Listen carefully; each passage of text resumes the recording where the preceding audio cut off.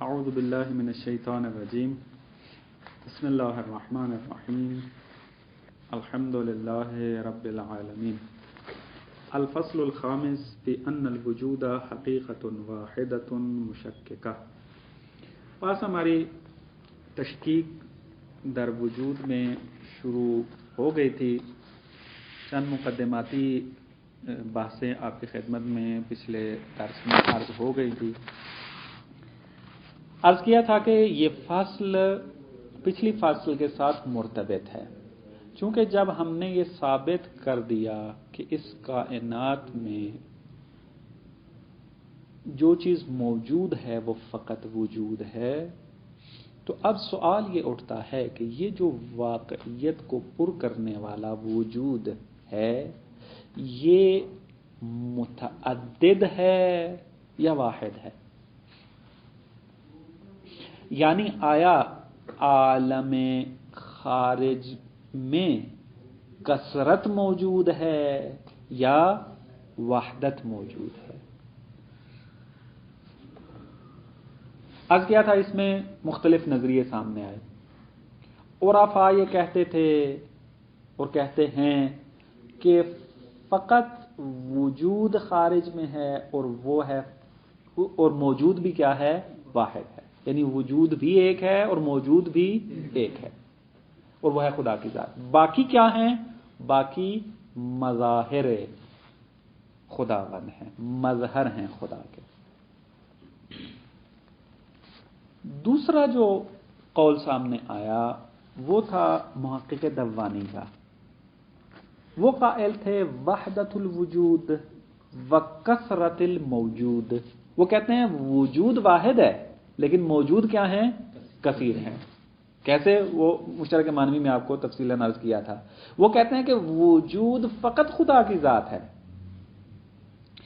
باقی سب ماہیات ہیں، اور وہ ماہیات پر جو موجود ان کا اطلاق ہوتا ہے کس معنی میں ہے؟ منتسب الی الوجود۔ موجود کا معنی کیا ہے؟ منتسب ہے کس کی طرف؟ وجود کی طرف۔ نہ یہ کہ الانسان موجود یعنی انسان جو کہ وجود رکھتا ہے، نہ، انسان وجود نہیں رکھتا، انسان ماہیت ہے اور موجود ہے۔ موجود ہونے کا کیا معنی ہے؟ انسان یعنی یہ منتسب ہے کس کی طرف؟ خدا کی طرف۔ بس وجود واحد ہے، وہ خدا کی ذات ہے، اور موجود کثیر ہیں، یعنی باقی ماہیات ممکنات جتنے بھی ہیں وہ کثیر ہیں۔ بس ایک نظریہ جو سامنے آیا اصالت الوجود کے بعد وہ وحدت الوجود و کثرت الموجود۔ تیسرا جو قول سامنے آیا وہ مشائین کا قول تھا۔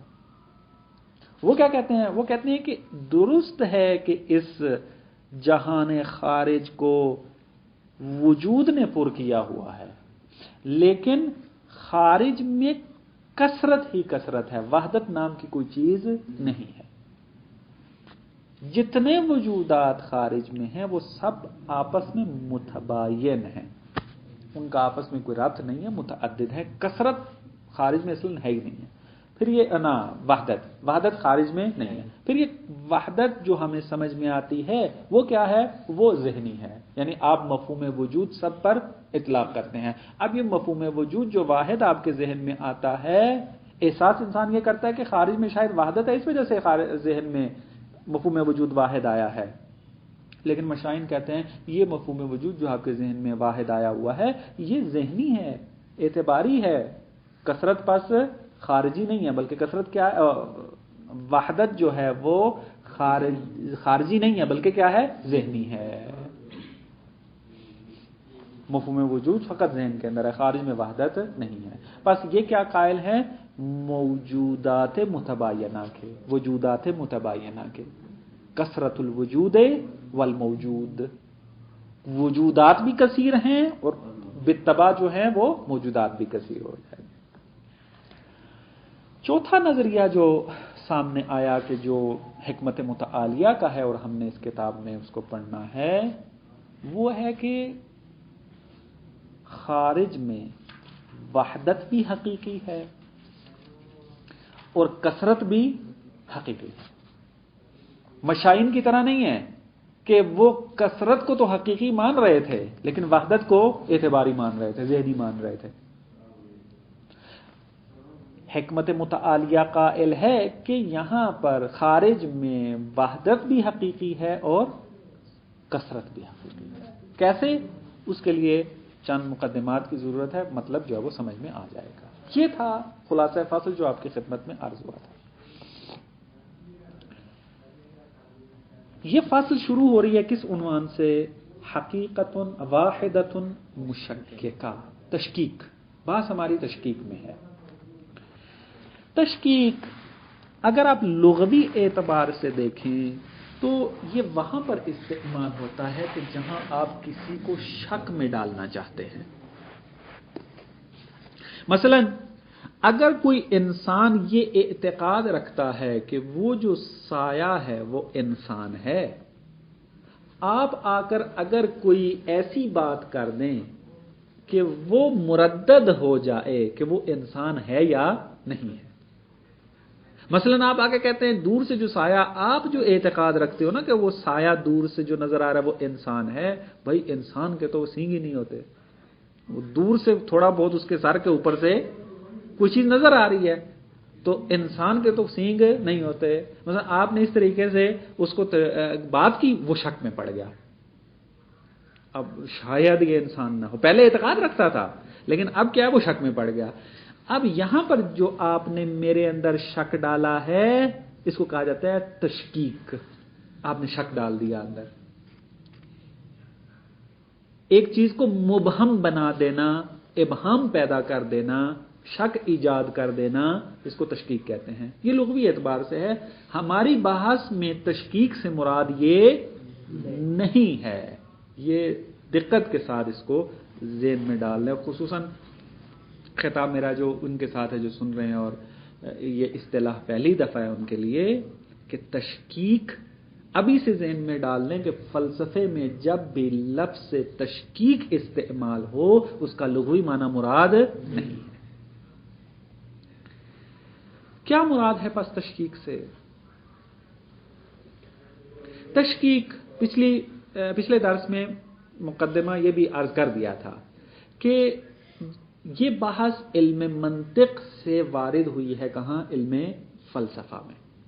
مناطقہ جب مفاہیم کی بحث میں وارد ہوتے تھے یا ہوتے ہیں، وہ ایک مقام پر آ کر یہ بیان کرتے ہیں کہ مفہوم جب صدق کرتا ہے اپنے مصادیق کے اوپر دو طرح کے ہیں۔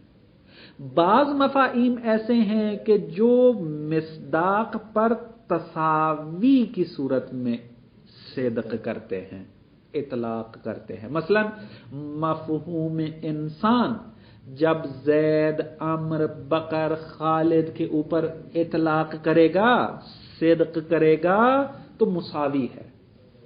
یعنی انسان چونکہ حیوان ناطق کو کہا جاتا ہے، یہ حیوانیت اور ناطقیت جس طریقے سے زید میں پائی جاتی ہے اسی طریقے سے یہ عمر میں بھی پائی جاتی ہے، اور جتنی مقدار میں تسامحاً عرض کرنا ہوا ہے، مقدار نہیں ہے حیوانیت اور انسانیت میں، فقط یہ کہ مطلب جو ہے وہ حسی ہو جائے اور سمجھ میں آ جائے، یہ تعبیریں استعمال کر رہا ہوں۔ بس جس طریقے سے جس مقدار میں حیوانیت اور ناطقیت زید کے اندر ہے اسی طریقے سے باقی انسانوں کے اندر موجود ہے، تفاوت موجود نہیں ہے۔ مفہوم انسان کا صدق کرنا مصادیق کے اوپر نہ مساوی، جتنی جیسے وہ زید پر صدق کر رہا ہے اسی طریقے سے عمر پر، اسی طریقے سے خالد پر۔ اس کو کہتے ہیں یہ مفہوم متواتی ہے، درست؟ دوسرا جو مفہوم کی قسم ہے وہ مشکک ہے۔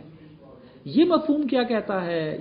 اس مفہوم مشکک کی تعریف یہ کرتے ہیں کہ یہ مفہوم ایسا ہے کہ جب یہ اپنے مصادیق پر صدق کرتا ہے تو تفاوت کے ساتھ صدق کرتا ہے، تساوی نہیں پائی جاتی۔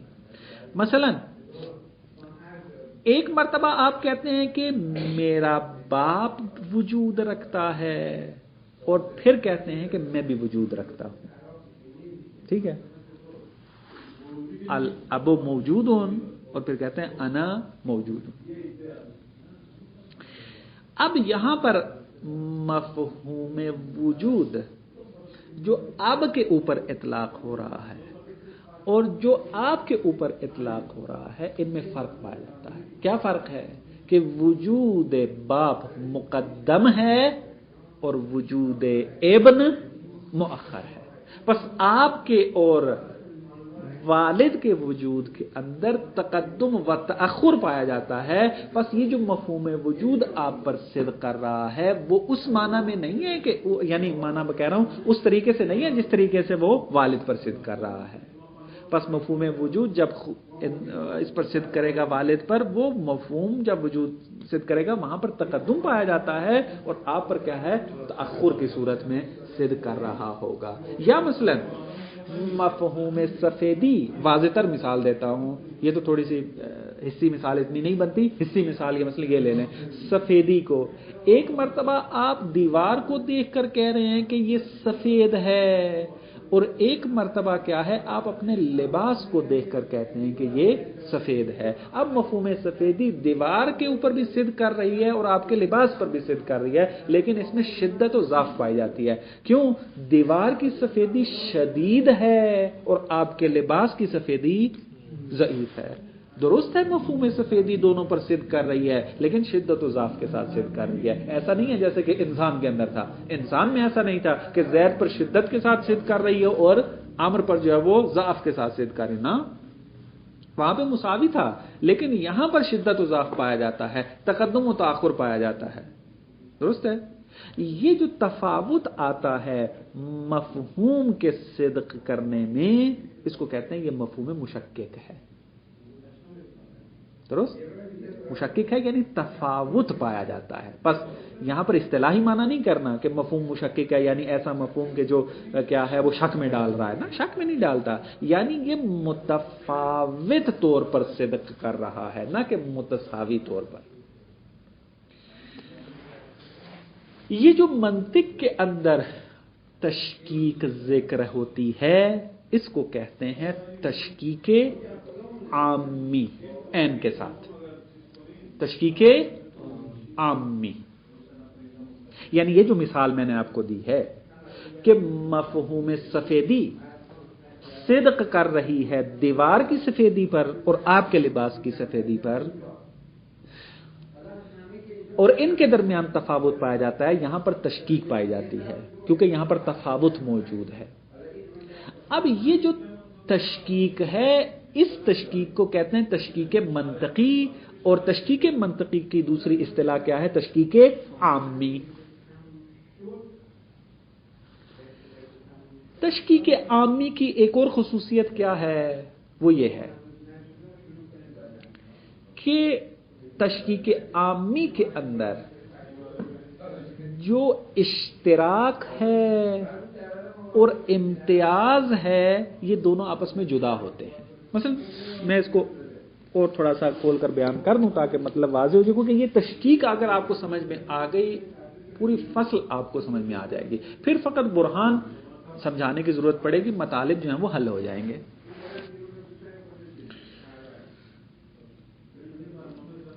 دو چیزیں متفاوت کب ہوتی ہیں؟ کہ جب ان دونوں کے درمیان جو ہے وہ کیا پایا جائے؟ امتیاز پایا جائے، تغایر پایا جائے، یعنی ایسی چیز کہ جس کے اندر وہ ایک دوسرے سے جدا ہو جائیں. مثلا میں اور آپ ایک دوسرے سے جدا ہیں. کیوں ہیں؟ کیونکہ ماں بہل امتیاز رکھتے ہیں. یہ تعبیریں اس لیے استعمال کر رہا ہوں کیونکہ عبارت میں موجود ہیں. یہ ماں موصولہ ہے، ماں بہل امتیاز یعنی ایسی چیز کہ جس کے ذریعے سے امتیاز حاصل ہوتا ہے. یعنی میرے اندر ایک ایسی خصوصیت موجود ہے کہ جو آپ کے اندر موجود نہیں ہے. وہ خصوصیت کہ جو میرے اندر تو ہے لیکن آپ کے اندر نہیں ہے اس کو کہتے ہیں یہ ماں بہل امتیاز ہے. یہ جدائی کا سبب بن رہی ہے، یہ امتیاز کا سبب بن رہی ہے. بات واضح؟ لیکن ایک طرف سے ہم دیکھتے ہیں کہ بعض چیزیں آپس میں مشترک بھی ہیں. مثلا یہی سفیدی کی جو آپ کو مثال دی ہے، دیوار کی سفیدی اور لباس کی سفیدی یہ دونوں مشترک ہیں کس کے اندر؟ اصل سفیدی کے اندر. لیکن دو چیزیں ہیں. کیوں دو چیزیں ہیں؟ کیونکہ جو خصوصیت دیوار کی سفیدی میں پائی جاتی ہے وہ خصوصیت لباس کی سفیدی میں موجود نہیں ہے. پس ایک ہی مفہوم کے دو مصداق جو پائے جاتے ہیں ان کے اندر دو چیزیں پائی جاتی ہیں. ایک وہ چیز، وہ خصوصیت کہ جس کے اندر مشترک ہیں، اور ایک وہ خصوصیت کہ جس کے اندر متفاوت ہیں، متمایز ہیں. جو چیز، وہ خصوصیت کہ جو مشترک ہو اس کو عربی میں اور فلسفے میں کہا جاتا ہے ما بہل اشتراک، اور وہ خصوصیت کہ جس کے ذریعے متمایز ہوتے ہیں ایک دوسرے سے اس کو کہتے ہیں ما بہل امتیاز. بات واضح ہوئی ہے؟ یہ دو چیزیں پائی جاتی ہیں تشکیک کے اندر، ما بہل امتیاز اور ما بہل اشتراک. جب یہ مطلب آپ کو سمجھ میں آ گیا، اب آتے ہیں تشکیک عامی کی طرف. تشکیک عامی کی خصوصیت یہ ہے کہ اس کا ما بہل امتیاز غیر از ما بہل اشتراک ہوتا ہے. یعنی جس خصوصیت میں امتیاز حاصل ہے وہ خصوصیت غیر از اس خصوصیت کے ہے جس میں اشتراک حاصل ہے. یعنی جس طرح عرض کیا تھا، یہاں پر جو آپ کو مثال دی ہے کہ سفیدی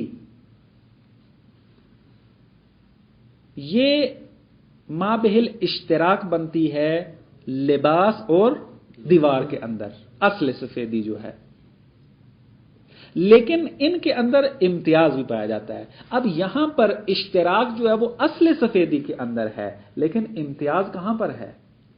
امتیاز جو ہے وہ کسی اور چیز کے اندر ہے. امتیاز پایا جاتا ہے مثلا وہ دیوار والی سفیدی ہے، اور یہ کون سی سفیدی ہے؟ لباس والی سفیدی ہے. پس افتراق جو ہے وہ لباس اور دیوار موضوع بن رہا ہے افتراق کا، اور اشتراک کس کے اندر ہے؟ سفیدی کے اندر ہے. یہاں پر امتیاز غیر از اشتراک ہے. اشتراک کسی اور چیز میں ہوتا ہے اور امتیاز کسی اور چیز میں ہوتا ہے. جہاں پر امتیاز اور اشتراک آپس میں جدا ہو جائیں یا جدا ہوں، وہاں پر کہا جاتا ہے یہاں پر تشکیک جو ہے وہ کیا ہے؟ منطقی ہے، یا اس کو کہا جاتا ہے تشکیک عامی. بس اگر کوئی آپ سے سوال کر لے کہ تشکیک عامی یا تشکیک منطقی سے کیا مراد ہے، اس کی تعریف کریں، تو آپ یہ مطلب سمجھائیں گے کہ تشکیک عامی اس تشکیک کو کہا جاتا ہے جس میں ما بہل اشتراک غیر از ما بہل افتراق ہوتا ہے. یہ تشکیک عامی ہے. فلسفے میں ہم کس تشکیک سے بارے میں بات کریں گے؟ کہتے ہیں یہ والی تشکیک ہماری مد نظر نہیں ہے. تشکیک منطقی فلسفے میں ذکر نہیں ہوتی. فلسفے میں کون سی تشکیک ذکر ہوتی ہے؟ تشکیک خاصی.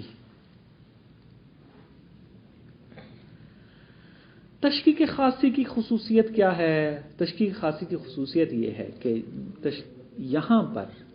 جہاں پر تشکیک خاصی موجود ہو وہاں پر خصوصیت ایک ہوتی ہے، اسی کے اندر مشترک بھی ہوتے ہیں، اسی کے اندر افتراق بھی ہوتا ہے. تشکیک عامی میں کیا تھا؟ دو خصوصیات تھیں، لہذا امتیاز پیدا ہو گیا. اشتراک کسی اور خصوصیت میں تھا، امتیاز کسی اور خصوصیت میں تھا.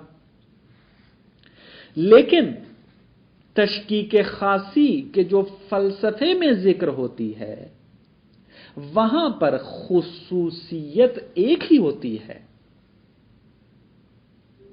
حیثیت ایک ہی ہوتی ہے، لیکن حیثیت ایک ہی ہوتی ہے، اس اشتراک بھی اسی میں ہوتا ہے اور امتیاز بھی اسی میں ہوتا ہے. یہ تشکیک خاصی کہلاتی ہے. جہاں پر تشکیک خاصی پس کیا ہو گئی؟ جہاں پر ما بہل اشتراک عین ما بہل افتراق. افتراق اور اشتراک ایک ہی خصوصیت میں ہوں، ایک ہی چیز کے اندر پائے جاتے ہوں، وہاں پر تشکیک خاصی کہا جاتا ہے۔ مثال تاکہ مطلب واضح ہو جائے،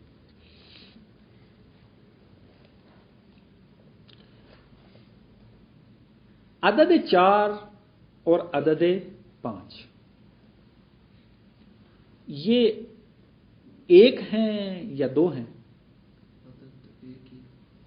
مثال ساتھ ساتھ چلیں، عدد 4 اور عدد 5 یہ ایک ہیں یا دو ہیں؟ دو ہیں۔ 4 5 کا غیر ہے، کوئی بندہ بھی آ کر یہ نہیں کہتا 4 یعنی 5 5 یعنی 4، 4 4 ہے اور 5 5 ہے۔ جدائی ان کی کہاں سے ہے؟ کس وجہ سے ان کے اندر جدائی آئی ہے؟ آیا عدد کے علاوہ کسی چیز کا اضافہ ہوا ہے 4 کے اندر وہ 5 بنا ہے،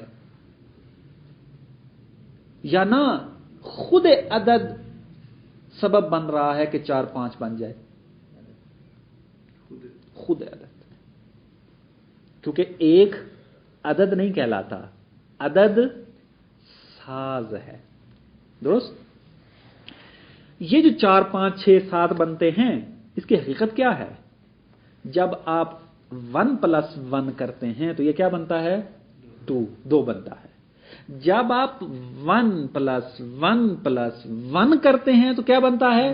3 بنتا ہے۔ نہ یہ کہ 2 + 1 جو ہے وہ 3 بنتا ہے، نا، یہ ایک کو جتنا آپ اضافہ کرتے جائیں گے اتنے آپ کے عدد بنتے جائیں گے۔ بس جب عدد 4 تھا تو عدد 4 میں آیا باہر سے کوئی چیز اضافہ کی تاکہ وہ 5 بن گیا، یا نہ خود ایک عدد کو اضافہ کیا 5 بن؟ خود ایک عدد ہے کہ جو 4 کو 5 بنا رہا ہے۔ بس یہاں پر جو امتیاز حاصل ہو رہا ہے وہ کس کے ذریعے حاصل ہو رہا ہے؟ عدد کے اندر یا غیر عدد کے اندر؟ عدد کے اندر۔ پس جو خصوصیت سبب بن رہی ہے 4 اور 5 کے درمیان وہ کیا ہے؟ عدد۔ 4 اور 5 مشترک کس کے اندر ہے؟ عدد کے۔ دونوں پر اطلاق ہوتا ہے کس کا؟ عدد کا۔ دونوں عدد ہیں۔ پس عدد ہی ہے کہ جو ان کو مشترک بنا رہا ہے، جس کے اندر یہ مشترک ہو رہے ہیں، کہ آپ کہتے ہیں 4 بھی عدد ہے اور 5 بھی عدد ہے، پس مشترک ہیں، تبھی آپ کہہ رہے ہیں 4 اور 5 عدد ہیں۔ اور یہ عدد ہی ہے کہ جو 4 اور 5 کو جدا کر رہا ہے۔ عدد کے علاوہ کوئی باہر سے کوئی چیز نہیں آئی کہ آپ نے اضافہ کیا تو 4 5 بن گیا، نا، خود عدد آ کر 4 کو 5 بنا رہا ہے۔ پس یہاں پر عدد ہی ہے کہ جو مشترک ہے، اور عدد ہی ہے کہ جو ممتاز کر رہا ہے، یعنی امتیاز کی وجہ بھی عدد اور اشتراک کی وجہ بھی عدد۔ جہاں پر اشتراک اور امتیاز ایک ہی چیز کے اندر پائے جاتے ہوں اس کو کیا کہتے ہیں؟ تشکیک خاصی۔ اور فلسفے میں یہ والی تشکیک مد نظر ہے۔ جی فلسفی ہے، لیکن تشکیک خاصی سے یاد کیا جاتا ہے اس کو۔ ہے تشکیک فلسفی، وہ فلسفے میں ذکر ہوتی ہے، لیکن نام جو اس کو دیا جاتا ہے وہ تشکیک خاصی کا۔ بس جب تشکیک خاصی آپ کو سمجھ میں آ گئی تو اب عنوان فصل کے اندر آتے ہیں۔ دقت کرنا ہے آپ نے۔ فصل کا عنوان کیا تھا؟ کہ ان الوجود حقیقت واحدۃ مشککۃ۔ اب آپ تحلیل کریں اس کے اندر کہ کہنا کیا چاہتے ہیں؟ کہ خارج میں ایک ہی حقیقت ہے، وہ کیا ہے؟ وجود۔ لیکن یہ وجود کثیر بھی ہے، لیکن کثرت کے ساتھ ساتھ واحد بھی ہے۔ بھائی کیسے ہو سکتا ہے کہ کثرت بھی ہو اور کیا بن جائے؟ واحد بھی بن جائے۔ کثرت وحدت کے ساتھ کیسے جمع ہو سکتی ہے؟ ہم نے دکھایا آپ کو کہ جمع ہو سکتی ہے کہاں؟ کہ جہاں پر ایک حقیقت کے اندر تشکیک خاصی ہو، جہاں پر افتراق عین اشتراک ہو وہاں پر کثرت عین وحدت ہو سکتی ہے. بس یہ معنی ہے الوحدت عین الکثرہ والکثرت عین الوحدہ. کثرت بھی حقیقی ہے اور وحدت بھی حقیقی ہے. خداوند متعال سے لے کر پست ترین وجود تک ایک ہی حقیقت ہے. کیا؟ وجود. لیکن آیا نعوذ باللہ اس کا معنی یہ بن گیا کہ تمام حقائق خدا کے برابر ہو گئے، یا خدا جو ہے نعوذ باللہ پست ہو گیا؟ نعوذ باللہ نہیں. یہ تب لازم آتا کہ جب ہم تشکیک خاصی کے قائل نہ ہوتے. پھر آپ کہہ سکتے تھے بابا آپ وجود تعالی سے لے کر پست ترین وجود تک وحدت کے قائل ہو، پس یا خدا پست ہو گیا نعوذ باللہ، یا یہ پست مخلوق کیا بن گئی؟ خدا بن گئی. یہ تب ہوتا جب ہم تشکیک کے قائل نہ ہوتے، تشکیک کو ثابت نہ کر سکتے، تشکیک برہانی نہ ہو سکتی. لیکن جس طریقے سے قائل ہے فلسفہ کہ یہ پورے کا پورا جو جہان ہے وہ ایک ہی ہستی ہے، ایک ہی وجود ہے، لیکن یہ وجود ذو مراتب ہے، یہ وجود اپنے اندر کثرت رکھتا ہے، یہ وجود اپنے اندر مراتب رکھتا ہے. اس حقیقت ہستی کا ایک مرتبہ لا متناہی ہے اور ایک مرتبہ کیا ہے؟ متناہی ہے. بس لازم نہیں آتا کہ خدا مخلوق بن جائے یا مخلوق خدا بن جائے. کیوں؟ کیونکہ یہ حقیقت ہستی جس طریقے سے واحد ہے کثیر بھی ہے، کیونکہ ذو مراتب ہے. تشکیک خاصی پائی جاتی ہے اس کے اندر. ہم یہاں یہ کہنا چاہتے ہیں کہ اگر مرتبہ واجب کے اندر اور مرتبہ ممکن کے اندر امتیاز پایا جاتا ہے تو کس کی وجہ سے؟ وجود کی وجہ سے. ہم وجود کے ذریعے جدا ہوتے ہیں خدا سے. کیوں؟ خدا کا وجود کیا ہے؟ لا متناہی، اور ہمارا وجود کیا ہے؟ متناہی. وجود میں اختلاف ہے، لیکن اشتراک اس معنی میں ہم رکھتے ہیں کہ خدا بھی ہستی ہے اور ہم بھی کیا ہیں؟ ہستی ہیں. ہم کیسے ہستی ہیں؟ کیونکہ خدا نے ہمیں ہستی دی ہے تو ہم ہست ہوئے ہیں. نفخت فیہ من روحی، خدا نے ہستی دی ہے، اور وہ ہستی کس کی ہے؟ خدا کی.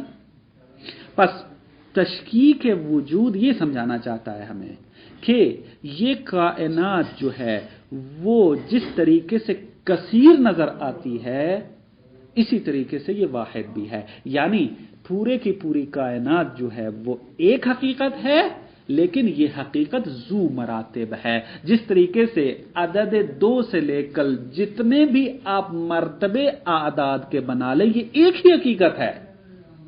آپ چاہے 1 ملیاردے کے اوپر ہاتھ رکھ دیں، 100 ملین کے اوپر ہاتھ رکھ دیں وہ بھی عدد ہے، اور 2 کے اوپر ہاتھ رکھ دیں وہ بھی کیا ہے؟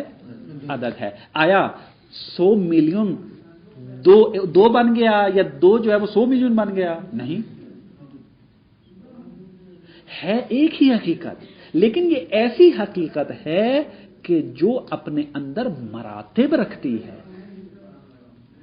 بس کوئی آ کر یہ اعتراض نہ کرے کہ فلسفہ جو ہے وہ وحدت الوجود کا اس معنی میں قائل ہے کہ تمام ہستی خدا ہے. یہ لازم نہیں آتا کیونکہ ذو مراتب ہے. یہ جس طریقے سے عدد 2 عدد 100 نہیں بن سکتا اور عدد 100 عدد 2 نہیں بن سکتا، حالانکہ ایک ہی حقیقت ہے، اسی طریقے سے خداوند متعال کا وجود کبھی بھی ممکن نہیں بن سکتا، اور اسی طریقے سے ممکن کبھی واجب نہیں بن سکتا.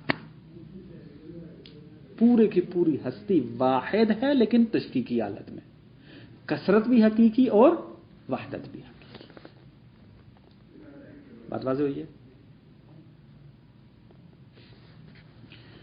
کوئی سوال ہے تو عرض کریں، کیونکہ بات تھوڑی حساس ہے جیسے، اب اللہ کرے سب کو سمجھ میں آ جائے، کیونکہ فلسفہ اور عرفان میں یہی کہتے ہیں کہ اگر استعداد ہے تو آئیں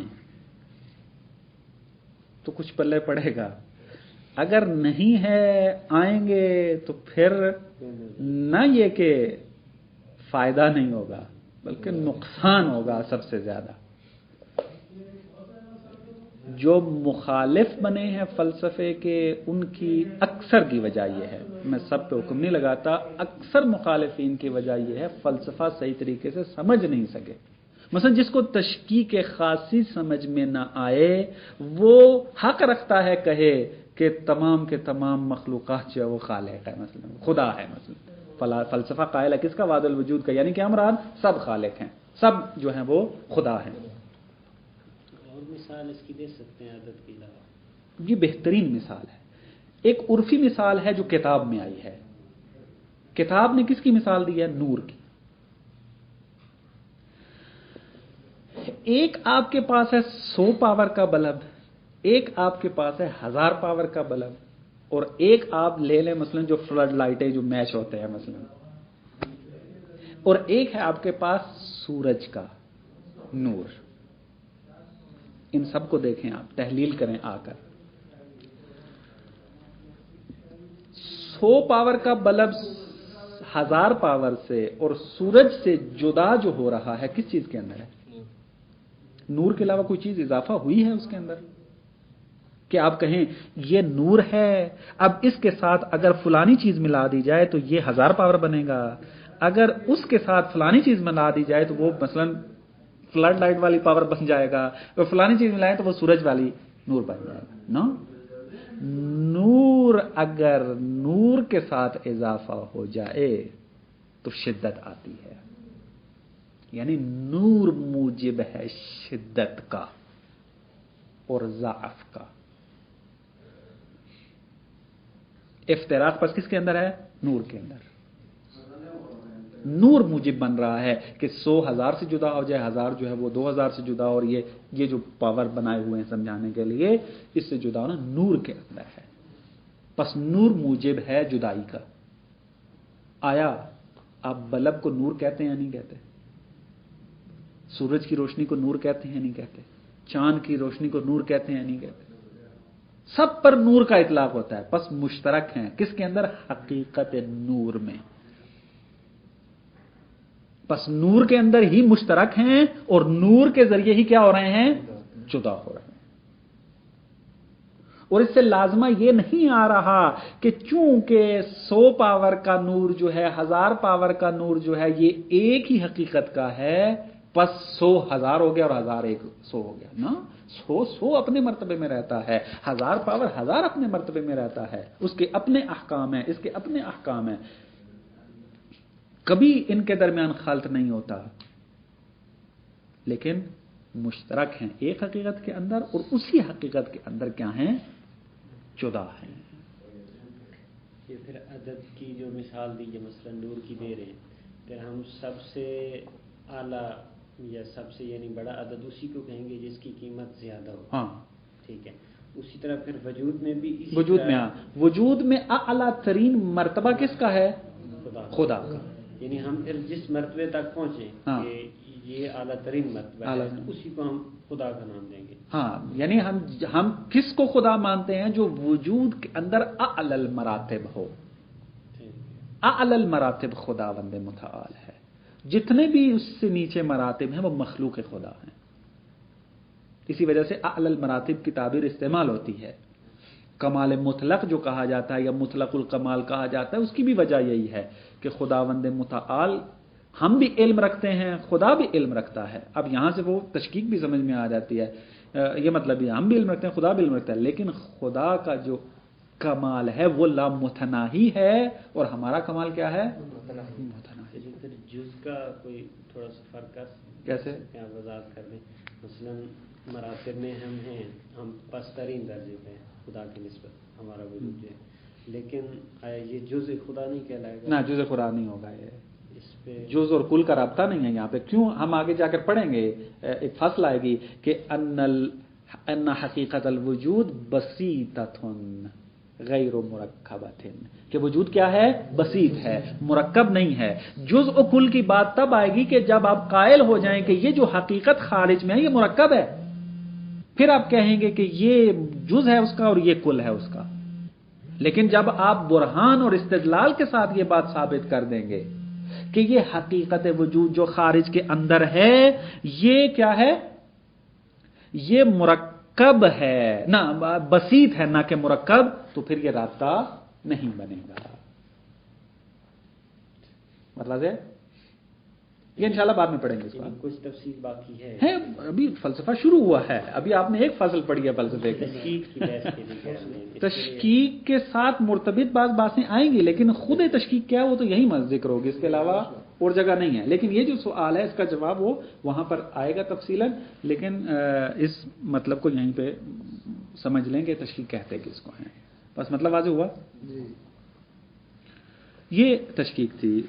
अब देखते हैं, थोड़ा मतन पढ़ लेते हैं, फिर इंशाल्लाह अगले दर्स में जो मतलब रह गए उसको अर्ज करेंगे। इख्तलफ़ल क़ाइलून बिअसालतिल वजूद, कहते हैं कि अभी हमारी बात चल रही है उन लोगों के साथ कि जो असालतुल वजूदी हैं, जिन्होंने वजूद को मान लिया है, लेकिन ये क़ाइलीन बिअसालतुल वजूद मुख्तलिफ हो गए हैं। क्या कहते हैं? फ़ज़हब बअज़ुहुम इला अन्नल वजूद हक़ीक़तुन वाहिदतुन मुशक्किका, इनमें से एक गिरोह कहता है कि ये जो हकीकत खारिज में है बिनाम वजूद, ये वाहिद भी है और क्या है? मुशक्किक भी है। वहुवल मंसूब इलल फहलवियीना मिन हुकमाइल फ़ारस, ईरान के कदीमी तरीन जो फ़ैलसूफ़ हैं उनको फहलवियून कहते थे। कहते हैं कि ये कौल उनकी तरफ मंसूब है। फल वजूदो इंदहुम, ये जो हकीकत वाहिदा मुशक्किका के कायल थे, इनके नजदीक वजूद की क्या हकीकत है? कहते हैं लिकौनही ज़ाहिरन बिज़ाते, चूंकि ये वजूद जाती तौर पर भी जाहिर है, मुज़हिरन लिगैरिही, और अपने गैर को भी क्या है? जाहिर करने वाला है। मिनल माहियात, किन को जाहिर करता है? माहियात को। इंसान, माहियत इंसान कब जाहिर होगी, ज़हूर पैदा करेगी, वजूद में आएगी? कि जब ये वजूद मिलेगा उसको। दुरुस्त है? बस वजूद जाहिर बेजाते ही है, क्योंकि इसको जाहिर करने की जरूरत नहीं है, खुद जाहिर है। जैसा कि अर्ज किया था शेख इशराक के जवाब में कि तमाम चीजें इस वजूद के जरिए मौजूद हैं, लेकिन ये खुद किसके जरिए मौजूद है? बेजाते ही। नमक की नमकीनी की तरह वो जाती है, ये भी इसी तरीके से। ये बात वही कह रहे हैं, वजूद जाहिर बेजाते ही है, और लेकिन साथ साथ क्या है? मुज़हिर ले गैर ही भी है, दूसरों को भी, गैर को भी क्या है? जाहिर करने वाला है। मिसाल देते हैं, कन्नूरिल हिस्सी अल्लज़ी हुवा ज़ाहिरुन बिज़ातिही मुज़हिरुन लिगैरिही मिनल अजसाम। जिस तरह के नूर को अगर देखें, नूर अपनी जात में जाहिर है, कोई और चीज आकर नहीं उसको जाहिर बनाती, वो खुद जाहिर है, लेकिन ये मूजिब बनता है कि वो अजसाम जो तारीकी में है उनको भी क्या कर दे? जाहिर कर दे, नूर मुनव्विर कर दे।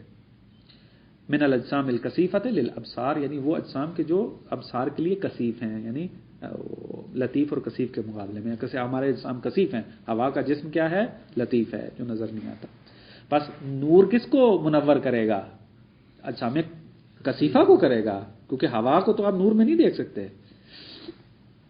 हवा जो है वो जिसमें लतीफ रखता है। अब यहां से तशकीक को समझाना चाहते हैं, जो आपको तफसीलन अर्ज कर दिया है और नूर ही के जरिए समझाते हैं। कहते हैं फकमा अन्नूरल हिस्सिया नौन वाहिद, नूर हिस्सी यानी ये जो बल्ब की सूरत में, सूरज की किरणों की सूरत में, चांद की रोशनी की सूरत में आप देखते हैं, ये नूर हिस्सी नौए वाहिद है। हकीकतहु, इसकी हकीकत क्या है? अन्नहु ज़ाहिरुन बिज़ाते, खुद तो जाहिर है, मुज़हिरुन लिगैरे, दूसरों के लिए भी क्या है?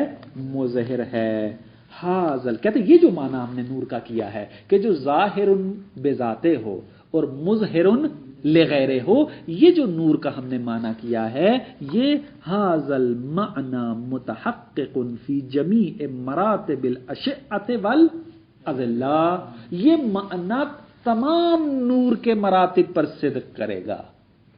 آپ 100 پاور کے بلب کو نگاہ میں رکھیں، 0 پاور کے بلب کو نگاہ میں رکھیں، اس کے نور پر یہ تعریف صدق کرے گی کہ ظاہر بذات و مظہر لغیرہ، بس حقیقت ایک ہے.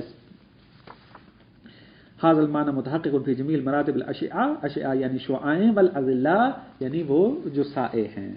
علی کثرتها واختلافها، لیکن یہ ذہن میں رہے کہ وہ درست ہے کہ ایک حقیقت تمام موارد پر صدق کر رہی ہے، لیکن پھر بھی علی کثرتها واختلافها، کثرت اور اختلاف پر وہ باقی رہیں گے. ایسا نہیں ہے کہ اگر ایک معنی تمام مراتب پر صدق کر رہا ہے تو مراتب سارے ایک جیسے ہو جائیں گے. نہ، مرتبہ اپنے مرتبے میں رہے گا، لیکن معنی اس حقیقت کا ایک ہی شمار ہوگا. فالنور الشدید شدید فی نوریت، اگر نور شدید کے اندر شدت آئی ہے تو اس کی نوریت کے اندر شدت آئی ہے. التی یشارک فیہا النور الضعیف، یہ جو نوریت ہے اس کے اندر کون شریک ہے؟ نور ضعیف. یعنی 100 پاور کا بلب اور 1000 پاور کا بلب مشترک ہیں کس کے اندر؟ نورانیت کے اندر. والنور الضعیف ضعیف فی نوریت، اور نور ضعیف اگر ضعیف ہو رہا ہے تو اس کی نورانیت ضعیف ہو رہی ہے. التی، وہ نورانیت کے یشارک فیہا النور شدید، نور ضعیف مشارک ہے اس نورانیت کے اندر کس کے ساتھ؟ نور شدید کے ساتھ. فلیست شدت الشدید منہ جزءا مقوما للنوریہ حتی یخرج الضعیف منہ. کہتے ہیں ایسا تصور کبھی نہیں کرنا. کیا؟ دیکھیں دقت کریں اس عبارت کو میں تھوڑا خارج سے بیان کر دوں، مطلب واضح ہو جائے گا. کوئی مثلاً آگے کہتا ہے کہ دیکھیں میں آپ کو بتاتا ہوں کہ نور سے ہٹ کر بھی ایک چیز اضافہ ہوتی ہے تو نور شدید بنتا ہے. کیا کہتا ہے؟ مثلاً نور پلس شدت یہ مساوی ہے کس سے؟ النور الشدید سے. یعنی نور اور شدت یہ آپس میں ملیں گے تو کیا تشکیل پائے گا؟ نور شدید تشکیل پائے گا. کہتے ہیں یہ تصور نہ کرو کہ نور شدید اس طریقے سے بنتا ہے کہ شدت جزء مقوم بنے. جزء مقوم سے کیا مراد ہے؟ یعنی ایسا جز کہ جو ایک ذات کو بناتا ہے، ذات کو تشکیل دیتا ہے. جیسے ناطق جزء مقوم ہے. کیوں ہے؟ کیونکہ انسان کی انسانیت کو بنانے میں اس کا کردار ہے، اس لیے اس کو جزء مقوم کہتے ہیں. ناطق کو کہتے ہیں شدت نور شدید کے لیے جزء مقوم نہیں ہے. کیوں نہیں ہے؟